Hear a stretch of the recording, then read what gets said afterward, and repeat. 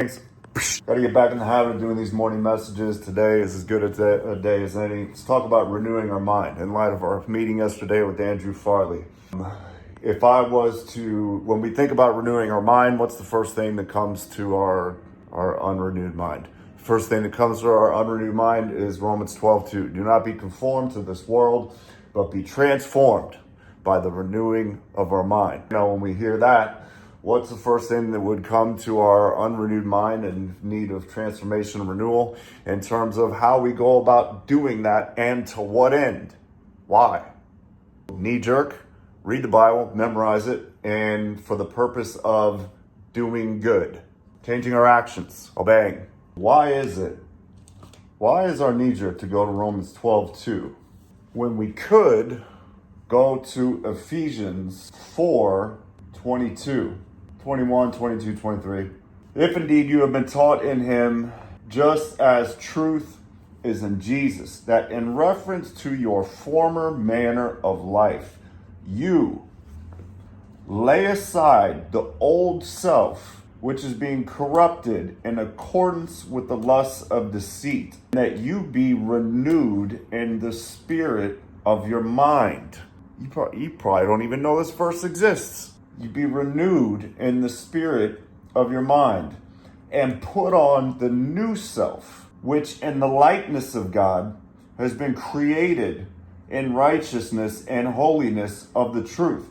A new self, which has been created. It's not in the process of creation. It's created in the likeness of God.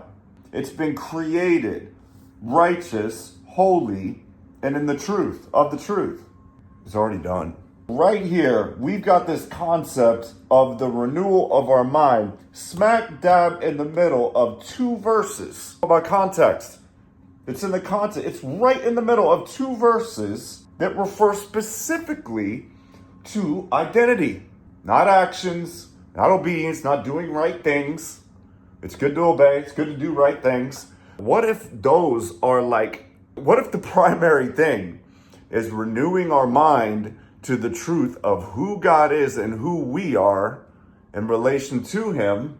In other words, the gospel. If we get that right, all the rules and the obedience and the command, those just take care of themselves quite naturally. It's not that we don't read the Bible. It's good to know the rules.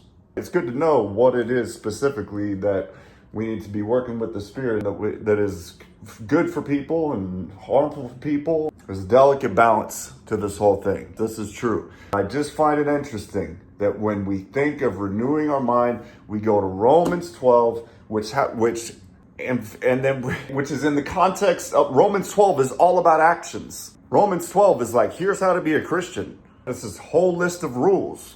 Why do we go there and not here? You know why? Because this world is obsessed with self. It's obsessed with the love of self and the belief that we can do it on our own. Why are we like this? Why is the church like this? Why are we obsessed with this? It's pride at the root of it all. It's pride, the belief that we can do it. We can keep the rules. You can't do it, man. The sooner you realize that you can't, the sooner you'll be much more interested in who you are and who you are not, simply relaxing into that. That's all I got. I'm running late. I gotta get to the gym. Love you guys.